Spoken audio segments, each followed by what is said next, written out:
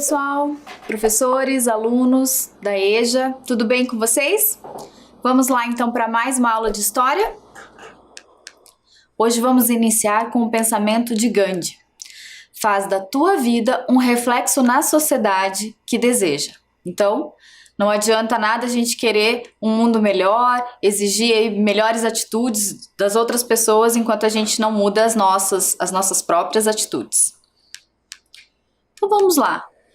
Nossa aula de hoje, nós vamos falar da organização social e política nos diferentes grupos sociais, em diferentes tempos e espaços, evidenciando o significado da cidadania.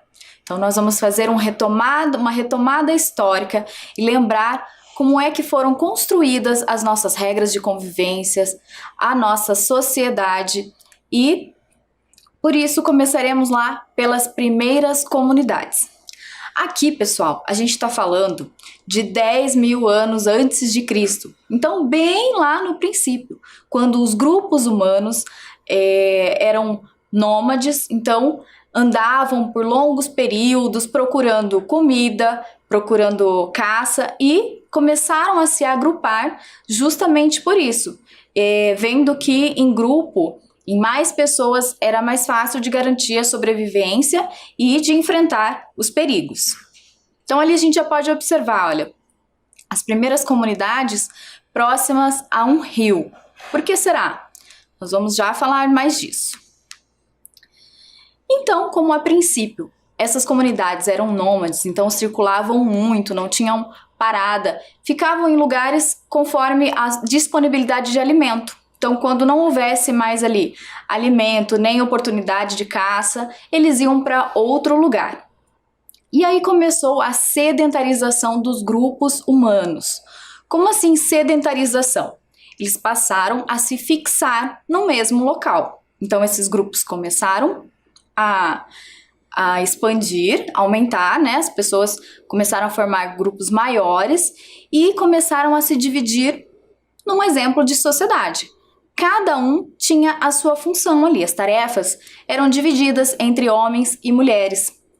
Então ali já começaram as primeiras práticas agrícolas, então fixados naquele local, eles começaram a perceber que era mais fácil plantar e cultivar os seus alimentos do que se propor sempre a sair para procurar um outro lugar. E ali também começaram a se desenvolver as técnicas e algumas ferramentas. Então, nos registros arqueológicos dessa época, dos estudos dessa época, se encontram também as primeiras construções. Como é que esses grupos começaram a pensar em manter ali o seu alimento, a desenvolver vestimentas, a desenvolver criação de animais, como manter isso, e isso tudo era criado e cuidado em grupo. O que era de um era de todos, o alimento era para todos. E assim foram se desenvolvendo as primeiras aldeias e cidades. Então, primeiro, eles estavam ali em menores grupos e isso foi aumentando e as técnicas, as observações fizeram com que eles fossem evoluindo. Então já começam a se organizar as primeiras moradias, os primeiros diques, né, para represar o rio, para manter ali o solo fértil, manter a sua agricultura, produzir o alimento para todos daquela comunidade. E aí então surge a ideia, as primeiras concepções de propriedade privada. Lembram que nós falamos sobre o que é privado, o que é público na aula anterior? Então foi aí que começou essa ideia. Então, a princípio, eram grupos menores e tudo que era produzido, tudo que era plantado, era dividido igual para todos. De repente, um lado, em alguma situação, começou a observar que aquele local produzia mais do que outro. Aquele local tinha comida, mas não o suficiente para tantas pessoas. Então eu vou cercar, eu vou delimitar esse espaço aqui para garantir o alimento só da minha família ou só da minha comunidade. Então, aí surgiram as primeiras ideias da propriedade privada. E a sociedade foi evoluindo de acordo com essas condições, tá? Nessa época, já era em torno aí de 6 a 8 mil anos antes de Cristo, foi se desenvolvendo ali na região da Mesopotâmia, o Crescente Fértil. É uma região que está ali alagada pelos rios principais daquela área. Então é uma área árida, próxima ao deserto do Saara, mas mesmo assim havia produção. Por quê? Porque próximo aos rios Tigres e Eufrates havia inundação, então próximo lá havia irrigação e eles conseguiam desenvolver as técnicas agrícolas e a criação dos animais. Então esse é um marco também na história, essa região da Crescente Fértil. Vamos entender melhor como que é essa região. Olhem lá. Então ali na região da Mesopotâmia está o rio Tigres e logo abaixo o Eufrates. Lá no outro lado, então vocês vão ver ali no meio tem uma área desértica, que é o deserto do Saara, então bem grande, uma área impossível de produzir, né? Naquela época então impensável. Então próximo ali o rio Nilo, que também foi o berço da civilização, a civilização egípcia, que começou em torno desse rio, exatamente pela mesma causa, pelo rio poder proporcionar condições de ter alimento para eles. E um pouco ali acima está o Rio Jordão. Então, os principais rios onde começaram o desenvolvimento das aldeias e das primeiras cidades. Agora fazendo um gancho com a atualidade. Essa imagem aí é do rio Paranaíba, na divisão de Itumbiara, Goiás, e Araporã, Minas Gerais. Então é um rio também muito importante. E olha só que interessante, se observarmos bem na paisagem, a gente vê a agricultura bem desenvolvida ali perto e também um povoamento, uma crescente de cidade, de população. Então, uma técnica, uma observação de que princípio? Do princípio que veio lá da antiguidade, do homem sobreviver, de ter alimento para viver e evoluir. Então, agora aqui, a gente já vai pensar um pouquinho sobre o que nós já vimos, já conversamos. Vamos exercitar a aprendizagem. Então, no nosso primeiro exercício, nós vamos observar duas paisagens e responder o que há em comum entre as duas imagens. Então, a primeira imagem lá, no tempo antigo, onde as primeiras comunidades estavam se desenvolvendo e até determinando ali qual é o espaço de cada um. E uma imagem atual, onde a gente já vê bastante propriedades ali, bastante plantações, agricultura bem desenvolvida. E o que a gente pode dizer que essas duas imagens têm de comum? Vou deixar um tempo para vocês anotarem e pensar.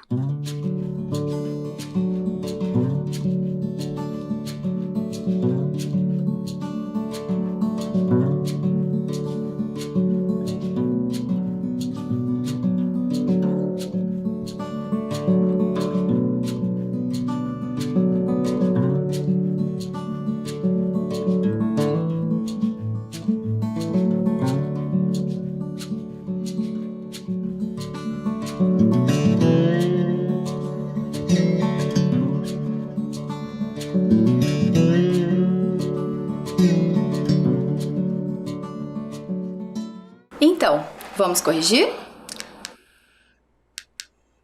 Há uma possibilidade de resposta.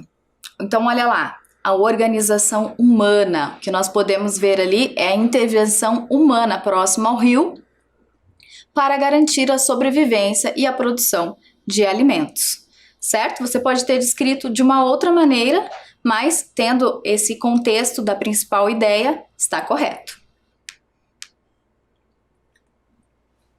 Então, seguindo.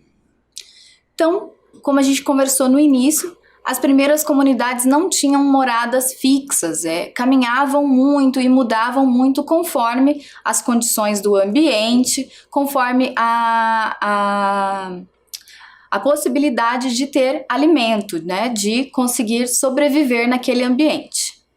Então isso era caracterizado como os povos nômades.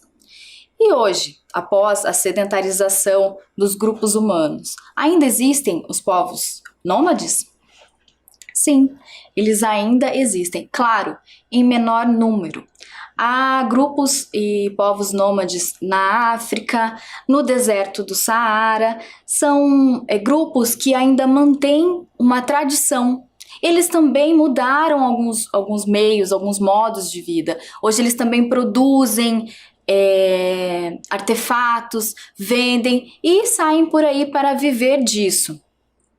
Essa foto é um povo nômade lá da Mongólia, na fronteira com a China, e ultimamente eles estão encontrando bastante dificuldade de continuar vivendo nesse estilo de vida.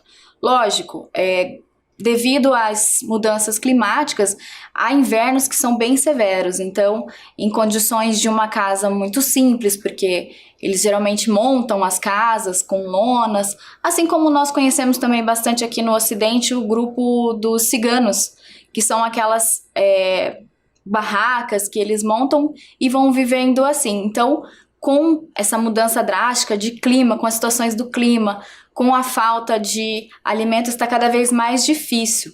Algumas comunidades já se desfizeram e outras ainda conseguem se manter mais isolados da vida urbana, né, da vida na cidade, mantendo suas tradições, mas já são bem menos, em menor número do que naquele tempo. Há grupos que hoje têm apenas 60 indivíduos.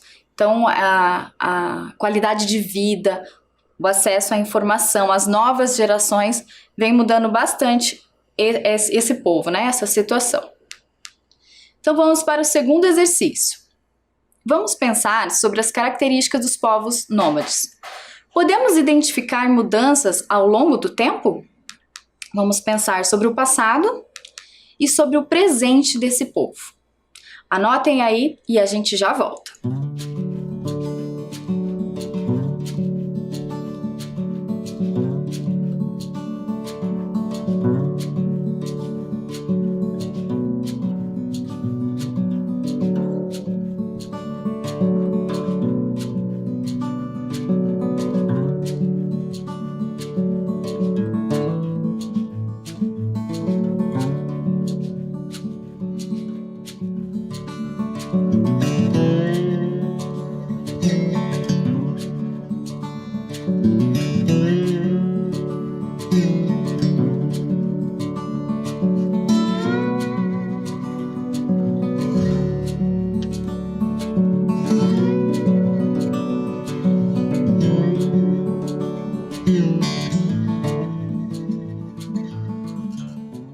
Então, pensaram sobre as mudanças nesses povos?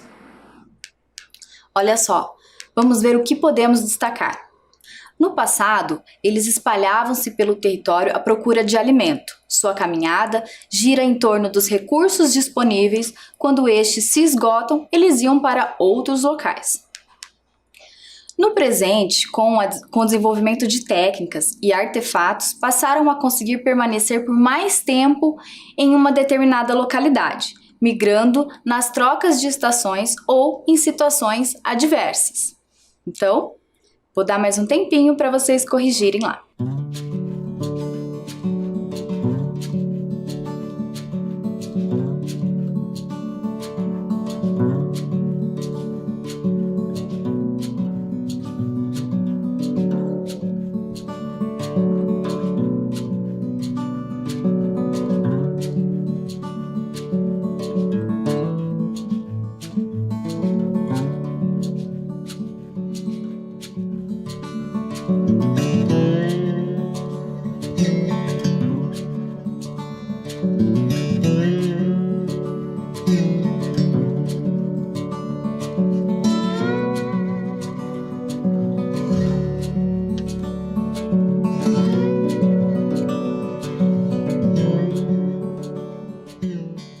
certo? Conferiram?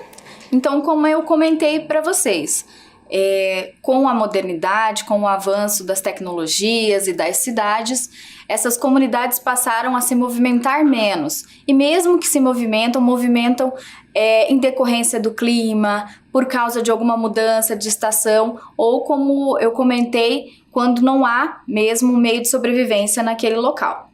Então, essa é a principal mudança na vida deles, mas esses povos ainda se mantêm a sua tradição e o seu modo de vida. Então, agora vamos falar na organização das cidades. Então, a gente já discutiu e conversamos sobre como elas surgiram. Mas e depois, como que elas conseguiram chegar na organização que temos hoje? Quem foram esses povos que nos ajudaram e que foram desenvolvendo essas maneiras de organização? Então ali há uma imagem das pirâmides, porque o povo egípcio foi um povo fundamental nesse estilo de organização. Então, a princípio a vida era comunitária, não existia propriedade privada, tudo era dividido em grupo. Logo após a propriedade privada, começou a ter donos e, para organizar aquela área, um rei, um governante, um responsável. No caso do Egito, o faraó. E tudo isso nessa época estava muito ligado à religião. Então a religião é uma marca muito forte desse povo. E eles eram politeístas que acreditam em vários deuses. Por exemplo, o rio Nilo era um deus para ele, claro, para eles, fundamental. Era através do rio Nilo que eles conseguiam manter os seus alimentos, suas produções. Eles produziam trigo, cevada, uva. Então foi a cidade, a sociedade que começou a desenvolver e crescer e teve grandes repercussões nas sociedades e nos países ali perto, e começaram a haver confrontos, porque são fases da história em que o governo egípcio, o Império Egípcio estava em alta, depois houveram guerras e houve a decadência, mas o importante dessa civilização é tudo que eles deixaram para nós de herança, é tudo que na história eles começaram a construir para nós. Então foi a civilização egípcia que começou também as organizações de hierarquias dentro de uma cidade. Então quem é o governante dessa cidade? A quem nós pedimos recursos? A quem a gente obedece? E assim foi o surgimento das primeiras cidades. Outra herança muito importante da civilização egípcia é a escrita. A escrita desenvolvida ali, na época eles usavam em pedras, na argila mesmo, para registrar. E depois a própria cultura egípcia, os próprios egípcios desenvolveram o papiro, então, que foi o pai do papel. E isso que foi registrando como que as cidades foram se desenvolvendo. Então, esse tipo de registro foi criado a princípio para ter um controle de quem pagava os impostos, de quem estava abaixo do rei, quem era funcionário dos faraós. Então, tudo isso começou os princípios de hierarquia e de organização para uma convivência na cidade. Então, são registros e fundamentos que nós carregamos até hoje na nossa cultura, em todos os lugares. Então, ali a gente vê que são símbolos que eles construíram de acordo com os acontecimentos e a cultura daquela época. Inclusive, os hieróglifos, essa escrita egípcia, só foi traduzida lá milênios depois, em 1822, por um estudioso francês, Jean-Jacques, e ali ele conseguiu entender a organização dessa civilização, que se baseava muito no culto religioso, no seu culto aos seus vários deuses. Então, pensem a diversidade de conhecimento e de cultura que temos registrados aí pelos egípcios. É incrível pensar que em 2.000, 3.000 anos antes de Cristo eles já tinham desenvolvido técnicas agrícolas, barragens, que hoje a gente precisa disso até para sobreviver, para ter também nossa água, técnicas de irrigação do rio para levar água para lugares mais áridos, técnicas de medicina e de organização social. Incrível, né? E aí foi acontecendo a modernidade. E hoje, se nós compararmos com a nossa vida urbana na cidade, nós vamos encontrar também os símbolos que falam por si. Então, símbolos que é de comum entendimento para que as pessoas possam se respeitar e conviver em comunidade. Olha lá, alguns símbolos para a organização da convivência urbana. Esse símbolo primeiro ali, do cigarro, proibido. Ambiente em que a gente não pode fumar. Essa é uma lei também que foi desenvolvida, deixando que locais que tivessem muitas pessoas fosse permitido fumar, para que as outras pessoas que não fumam fossem afetadas. Proibido o uso do celular, então locais que atrapalham o uso do celular, como teatro, cinema. Proibido a entrada de animais. Também, não é em todo lugar que a gente pode levar o animalzinho, ele precisa de um espaço adequado. Então, tudo isso são as regras pensando na convivência. E ali, por último, o cuidado com as obras, ok? Então, a partir destes símbolos, dessas regras, foram criadas as primeiras leis. Então, esse monumento que nós temos aí é o Código de Hammurabi. É um dos registros mais autênticos daquela época de como surgiram as primeiras leis. Esse monumento tem 2 metros de altura, hoje está lá no Museu do Louvre, em Paris, e ele tem mais de 3.600 linhas com escritas das leis e das organizações que haviam naquela época. Então a gente pode ver ali primeiro ela em pé e do lado um close mais de perto, dá para ver que há vários símbolos bem pequenos, porque há muitas regras. E uma grande marca desse código era o senso de justiça, era o chamado olho por olho, dente por dente. Então o senso de justiça naquela época era: você seria danificado, você seria castigado na mesma proporção de que você cometeu o seu erro. Se você roubou, teria algo roubado. Se você matou, também perderia a vida. Então era um código bem marcante nesse período da história e tá aí até hoje para a nossa cultura, né, para o patrimônio da humanidade.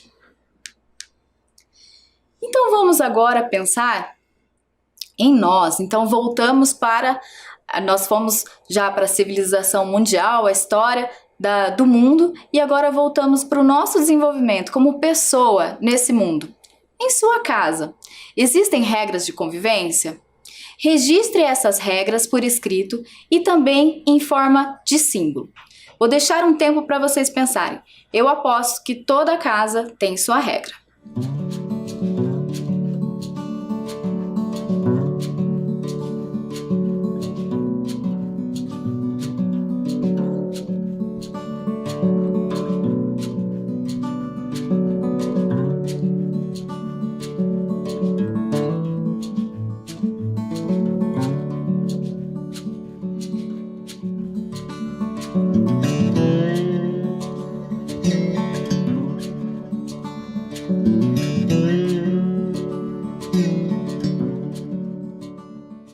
Muito bem, pensaram?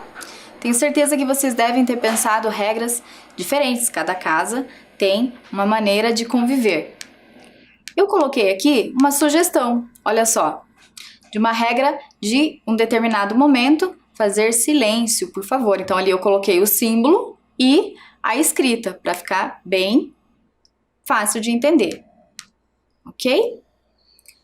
Façam a de vocês e depois enviem para a professora para a gente ver também. Seguindo então no próximo exercício. Agora que nós falamos da sua casa, vamos pensar também em regras no seu bairro, na sua comunidade e na sua cidade? Vou deixar um tempo para vocês anotarem e a gente já volta.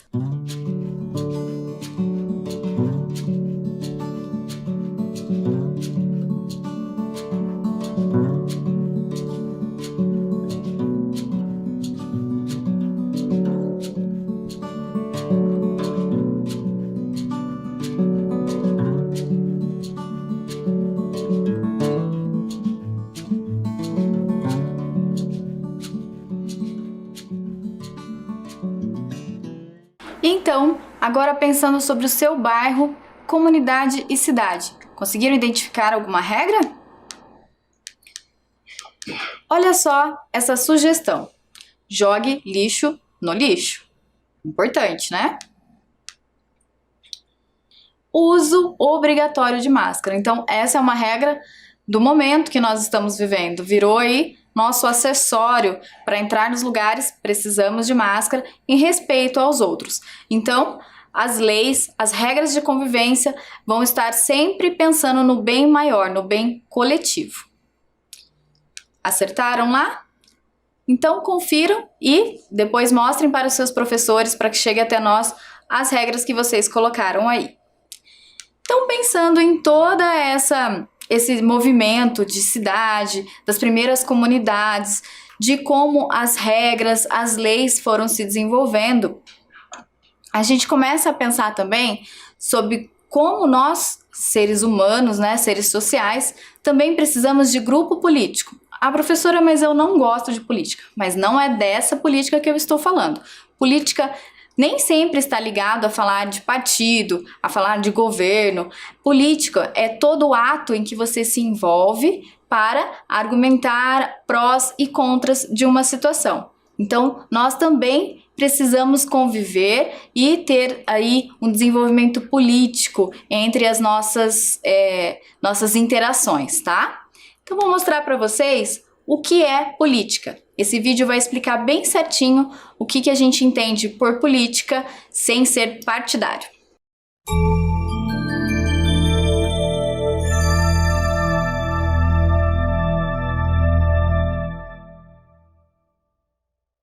O que é política? A política está presente em tudo e em todos os lugares. Aristóteles falou que o homem é um animal político. Ele queria dizer que os seres humanos não nasceram para viver isolados, mas sim em grupos. E é da convivência uns com os outros que nasce a política. A palavra vem do grego e, na sua origem, fazia referência a tudo que dizia respeito à cidade. A criação das cidades e o fato das pessoas começarem a viver mais próximas umas das outras foi uma grande revolução para a humanidade. E a questão de como se comportar em um espaço público se tornou cada vez mais importante. Foi ainda com os gregos, no próprio pensamento de Aristóteles, que o termo política começou a adquirir o sentido de arte do governo, ou seja, como as questões da cidade, do espaço público, deveriam ser tratadas. Nos nossos dias, quando ouvimos a palavra política, pensamos quase que imediatamente no Estado, ou em assuntos relacionados ao Estado. Podemos dizer de uma forma geral que a política abrange 3 grandes temas: a forma de resolução de conflitos, o procedimento para a tomada de decisões coletivas e o poder. Uma forma de resolver conflitos é o uso da força. Vence o mais forte e a questão fica resolvida. Essa é a realidade no mundo animal, por exemplo. Infelizmente, ainda é, em alguns casos, uma realidade entre os homens. Contudo, é possível buscar caminhos pacíficos para resolver as controvérsias. Isso é política. Alguém pode perguntar, mas por que os mais fortes concordaram com isso no passado, já que estavam abrindo mão de seu poder? Porque os mais fortes tinham que estar sempre prontos a comprovar sua força, e isso era desgastante. Com o tempo, sempre aparecia alguém mais forte. Esse foi um dos motivos para que os homens buscassem respostas diferentes para seus problemas de convivência. Os conflitos então passaram a ser superados com decisões tomadas pelo grupo de alguma forma. Decisões por unanimidade, por exemplo, em que todos os membros de um grupo tinham que estar de acordo, foram comuns em muitos povos. Também houve a prática de consultar forças sobrenaturais, como os oráculos e os deuses. Mas a unanimidade é algo difícil de alcançar, mesmo em grupos pequenos. E nem sempre os oráculos e os deuses respondiam às questões de forma clara e direta.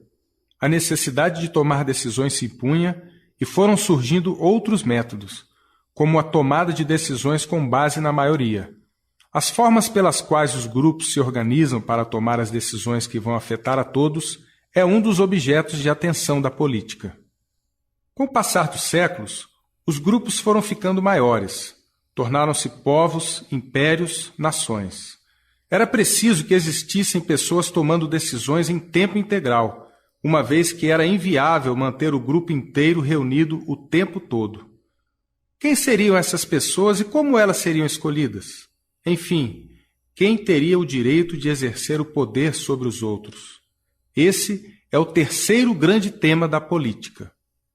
Como vimos, política está diretamente relacionada à convivência, o viver juntos. Como resolvemos os conflitos e as diferenças de opinião? Como lidamos com a necessidade de tomar decisões para o grupo e quais os métodos que usamos para tanto? Como são escolhidas as pessoas que vão tomar as decisões e quem são elas? As respostas a essas perguntas variam de sociedade para sociedade e também mudam com o passar do tempo. O conjunto dessas respostas, ou seja, o modo como uma sociedade se organiza politicamente, é que vai definir a história, o presente e o futuro dos povos. Até a próxima!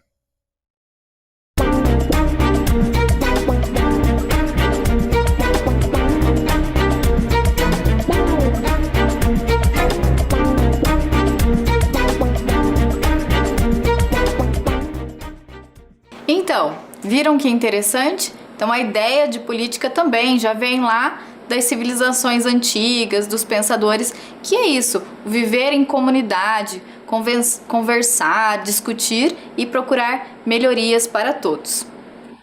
Agora, vou pôr para vocês mais um vídeo e este é do Movimento Negro Unificado. Por quê, professora? Porque aí começa uma demonstração da sociedade organizada, dos movimentos sociais também influindo na nossa vida, né? Resultando em leis, em melhorias para a sociedade. Olá, meu nome é Ivo Pereira de Queiroz, eu sou professor aposentado da Universidade Tecnológica Federal do Paraná. Atualmente realizo uma pesquisa de pós-doutorado em filosofia pela PUC Paraná e estou aqui para conversar com você e contar alguns aspectos da minha participação numa organização do povo negro brasileiro chamada Movimento Negro Unificado, do qual sou um dos participantes e cofundadores aqui na cidade de Curitiba. Mas o Movimento Negro Unificado, ele teve a sua fundação no ano de 1978, na cidade de São Paulo, após uma série de crimes violentos cometidos contra pessoas negras. Um deles foi o assassinato do Sr. Robson numa delegacia no município de Guaianazes, depois de ter sido acusado de roubar frutas numa feira. Ele foi violentamente torturado numa delegacia e o delegado e a sua equipe mataram o Sr. Robson naquelas sessões de tortura. Isso precipitou uma série de manifestações na cidade de São Paulo, aglutinou participantes de diversos grupos culturais, diversos grupos de organização de pessoas negras na cidade de São Paulo e também de outras cidades, como Rio de Janeiro, Salvador, gente de vários outros estados, Minas, etc.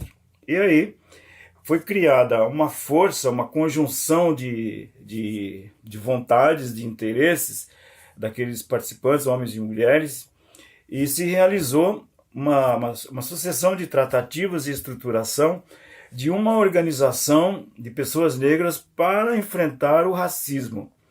Então, dali surgiu o Movimento Negro contra a Discriminação Racial, MNU-CDR, que foi fundado no mês de junho de 1978 e foi lançado publicamente nas escadarias do Teatro Municipal da cidade de São Paulo, um dos pontos nevrálgicos da burguesia paulista, em pleno momento da ditadura militar. Então, a organização cuidou de informar as autoridades, mas temiam a repressão e ainda assim Milhares de pessoas estiveram ali nas escadarias, foi distribuída uma carta, foi feita uma leitura desse documento, discursos, manifestações contra a matança de gente negra, contra a discriminação, a exclusão das pessoas negras do núcleo daquilo que é a vida nacional. Foi denunciada a falsidade da democracia racial brasileira. E a partir dali, o movimento negro unificado foi se estendendo, se organizando nos estados. Então, passou a realizar atividades nas favelas, nos sindicatos, escolas de samba, nos grupos culturais, inserções nas famílias. Enfim, o movimento foi se alastrando, onde as pessoas negras estavam presentes, as pessoas do movimento negro unificado tentavam estar explicitando um pouco desta inquietação, compartilhando, na realização de um movimento de reação contra a violência racial, de fortalecimento da identidade negra e da tomada de consciência da grandeza e da beleza e da importância e do direito do povo negro, que a gente chama, em síntese, o movimento da consciência negra, né? Isso foi na década de 70. Eu estudei em Curitiba a partir de 1982, fazendo o curso de graduação, e no final do curso de graduação tive a oportunidade de ser ajudado por um professor que me alfabetizava no conhecimento da história da luta do povo negro brasileiro. E a partir dali chegou ao meu conhecimento, por meio da militância, do envolvimento com o movimento negro, chegou ao meu conhecimento a existência dessa organização, o Movimento Negro Unificado, que eu só fui conhecer no ano de 1995, numa atividade no estado de São Paulo, um encontro de lideranças negras. E ali fiz tratativas com alguns dos representantes do MNU para que nós pudéssemos instalar ou desenvolver aqui uma comunicação e trazer o MNU aqui para Curitiba. E estava feita a tratativa, o planejamento para que isso acontecesse ali no primeiro semestre do ano seguinte. Porém, houve a precipitação de tudo, porque no dia 10 de março de 1996, um skinhead assassinou com 2 tiros um jovem negro no Largo da Ordem, no Centro Cultural de Curitiba, porque ele era negro. O assassinato de Carlos Adilson Siqueira causou uma comoção nacional, e nós tivemos aqui a presença de militantes do Movimento Negro Unificado que vieram nos confortar, fizemos atos de rua, manifestações diversas, e dali surgiram iniciativas, das quais uma das mais importantes foi a realização de um ato público bem estruturado, com a presença maciça de juventude do movimento hip hop, onde os rappers subiram no palco ali na Boca Maldita, o centro das manifestações políticas em Curitiba na década de 80, 90, que era a Boca Maldita, um ponto de manifestações importantíssimas. Foi ali onde se lançou o movimento das diretas já, por exemplo, no ano de 84, se eu não me engano. Então, disso daí, resultou que 3 pessoas assinaram a ficha de filiação ao Movimento Negro Unificado. O Paulo Lima de Oliveira, a companheira dele, Sueli Souza, e o guineense, africano guineense, Francisco Nchalá. Então, destas manifestações ali, todas, o resultado é que o MNU finalizou essa participação com a instalação de um núcleo militante em Curitiba chamado Movimento Negro Unificado, seção Carlos Adilson Siqueira. Eu tenho aqui uma edição de jornal que nós publicamos no ano de 2011, quando o MNU completou 15 anos. Agora nós estamos aí com 25 anos de MNU no Paraná. Este homem da foto, Juan Carlos Pinedo, era um argentino que residia em Florianópolis, negro como nós, e que foi uma das pessoas que mais trabalhou na consolidação do movimento negro em Curitiba. Naquele momento em que o Paulo e a Sueli assinaram a ficha de filiação, eles me ofereceram a ficha de filiação e eu disse que não estava preparado, porque ainda me interessava ler, terminar de estudar os documentos básicos do MNU, o Estatuto, a Carta de Princípios. Então aqui está o Paulo e a Sueli, naquele momento da fundação. E mais tarde, alguns meses mais tarde, eu consolidei a minha participação como integrante do Movimento Negro Unificado. O que é que nós temos feito nesse tempo todo? O Movimento Negro Unificado, ele realiza uma atividade de formação da consciência política, da consciência negra. Realizamos estudos de ordem teórica, de ordem da interpretação dos acontecimentos do dia a dia, da estrutura política do país e como é que isso implica, repercute sobre o povo negro e como é que nós podemos, nessas relações todas, estabelecer e protagonizar a consolidação do nosso lugar de direito na sociedade brasileira. Então nós temos atividades no campo da educação, junto a sindicatos, junto às famílias, movimentos culturais, enfim. E aqui em Curitiba, nesse momento, nós estamos realizando um trabalho de fortalecimento da nossa militância, da nossa composição, oferecendo cursos de formação, de iniciação, novas pessoas estão chegando.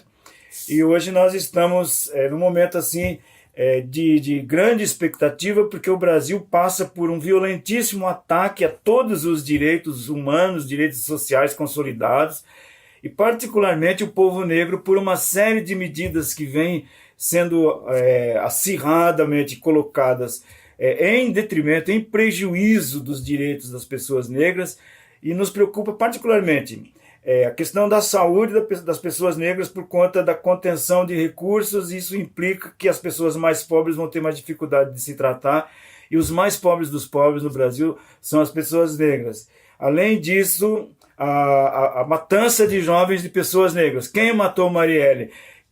Você vai ver a cota, a intensidade de mortes de gente negra no Brasil é um escândalo internacional.